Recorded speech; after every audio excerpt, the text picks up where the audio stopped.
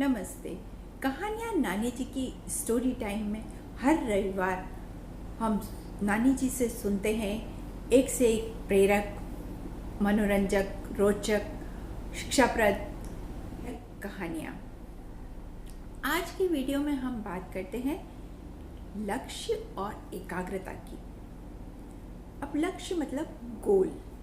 हर एक इंसान या हर व्यक्ति का कोई ना कोई गोल अवश्य होता है और वह उस गोल या लक्ष्य को पाने के लिए बहुत मेहनत करते हैं, परिश्रम करते हैं, परंतु कई लोग उस लक्ष्य तक पहुंच पाते हैं या कई लोग जो है अपने लक्ष्य को प्राप्त कर पाते हैं और कई उसमें असफल हो जाते हैं। अब इसका क्या कारण है?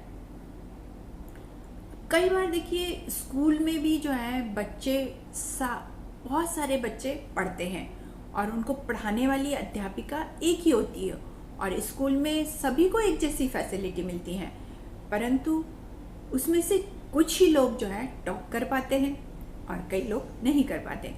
और स्कूल में पढ़ाई ही नहीं, खेल का मैदान हो या क्रिकेट हो, क्रिकेट में भी जो कोच है एक ही कोच जो है सब लोगों को क्रिकेट के गुण सिखाता है या प्रैक्टिस कराता है, परंतु सब लोग सचिन तेंदुलकर और धोनी तो नहीं बन पाते। इसी तरह दौड़ में भी कई लोग भाग लेते हैं, परंतु कोई जो है आगे निकल जाता है, कोई पीछे ही रह जाता है। तो इन सब चीज़ों का क्या कारण है कि कई लोग जो है लक्ष्य तक पहुंच पाते हैं और कई लोग नहीं पहुंच पाते?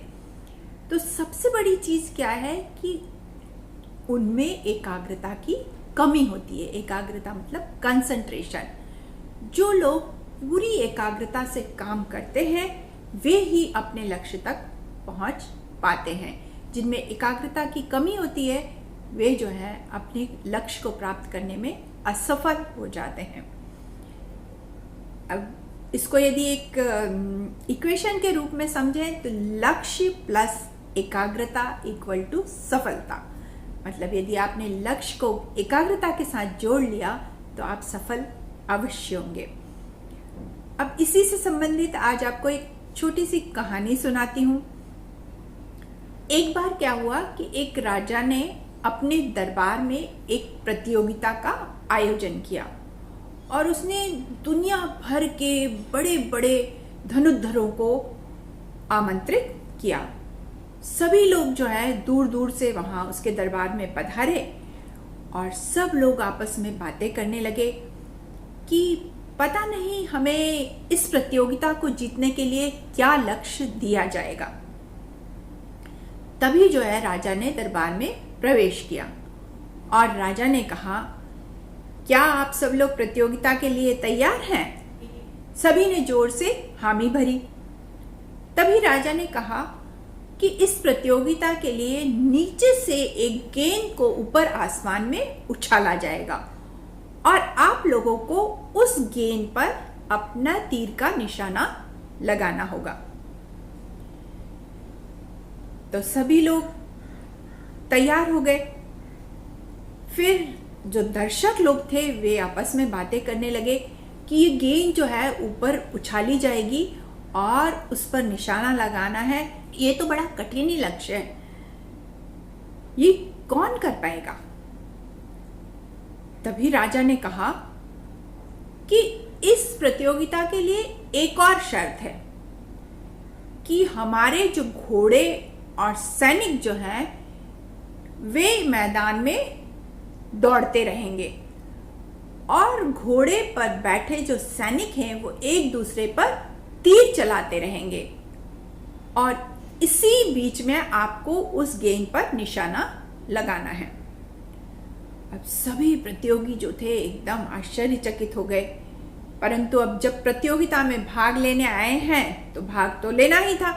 फिर राजा ने कहा कि चलिए प्रतियोगिता शुरू की जाए और 1 घंटा बजा और प्रतियोगिता आरंभ हुई। और तभी जो है मैदान में घोड़े दौड़ने लगे, सैनिक जो हैं एक दूसरे पर तीर चलाने लगे और उसी बीच में एक व्यक्ति ने प्रवेश किया और उसने जो है एक लाल रंग की गेंद को ऊपर उछाला। जैसे ही गेंद को ऊपर उछाला तो जो प्रतियोगी थे उन्होंने अपने तीर चलाना आरंभ किए। अब कई लोगों के तीर जो हैं गेंद के नीचे आने के बाद ऊपर पहुंचे, कई लोगों के तीर जो है इधर उधर चले गए। और जब गेंद वापस आई और उसमें देखा गया तो सिर्फ एक ही तीर उसमें लगा हुआ था, मतलब सिर्फ एक ही व्यक्ति का तीर जो है निशाने पर लग पाया। अब इसका क्या कारण था, क्यों ऐसा हुआ?